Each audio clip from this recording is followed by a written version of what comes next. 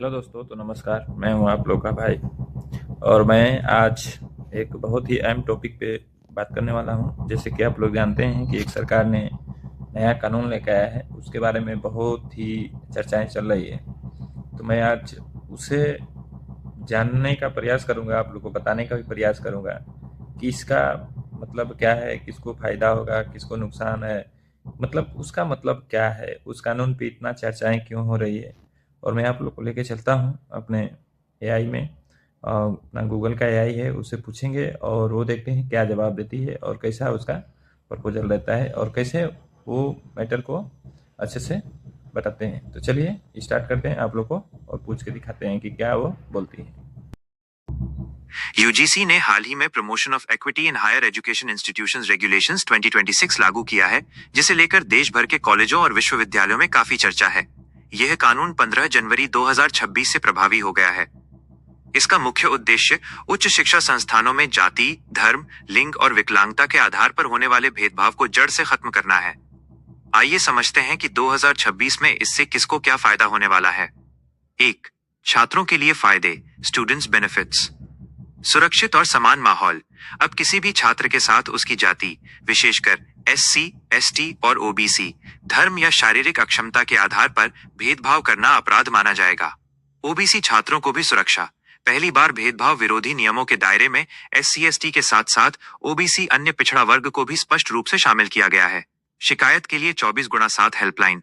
हर संस्थान को एक ऑनलाइन पोर्टल और 24 घंटे चलने वाली हेल्पलाइन शुरू करनी होगी, जहां छात्र अपनी शिकायत दर्ज करा सकेंगे। Equal opportunity centre, EOC. हर कॉलेज में एक समान अवसर केंद्र बनाना अनिवार्य है, जो छात्रों को न केवल शिकायतों में मदद करेगा, बल्कि उन्हें करियर और स्कॉलरशिप के लिए गाइड भी करेगा। 2. शिक्षकों और स्टाफ के लिए फायदे। समावेशी कार्यस्थल। केवल छात्र ही नहीं, बल्कि यूनिवर्सिटी में काम करने वाले स्टाफ और शिक्षकों के साथ भी किसी तरह का भेदभाव नहीं किया जा सकेगा। प्रतिनिधित्व, रिप्रेजेंटेशन। संस्थानों में बनने वाली इक्विटी कमेटी में एससी, एसटी, ओबीसी, महिलाओं और दिव्यांगों का होना अनिवार्य है, जिससे निर्णय लेने की प्रक्रिया में सभी वर्गों की भागीदारी सुनिश्चित होगी। 3. संस्थानों की जवाबदेही, इंस्टीट्यूशनल अकाउंटेबिलिटी। कड़ी कार्रवाई। अगर कोई कॉलेज इन नियमों का पालन नहीं करता है, तो यूजीसी उसकी मान्यता रद्द कर सकता है या उसका फंड रोक सकता है। प्रशासन की जिम्मेदारी।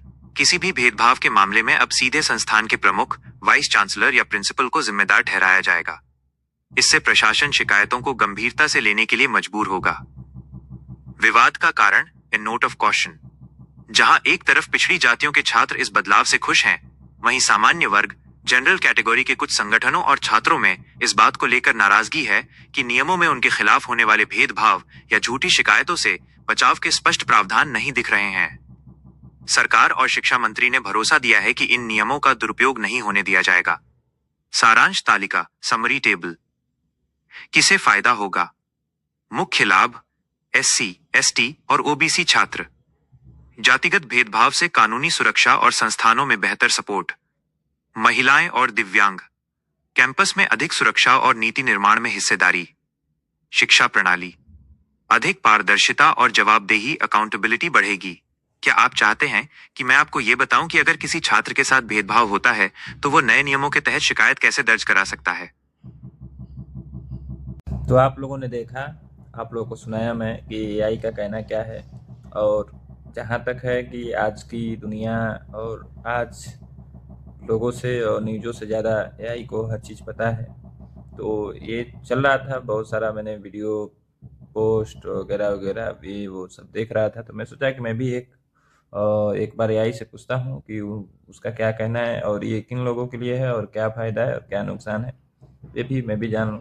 तो यही मेरा मकसद था ये वीडियो बनाने का, आप लोग को दिखाने का। तो चलिए फिर मिलेंगे अगले वीडियो में। जय हिंद, जय भारत।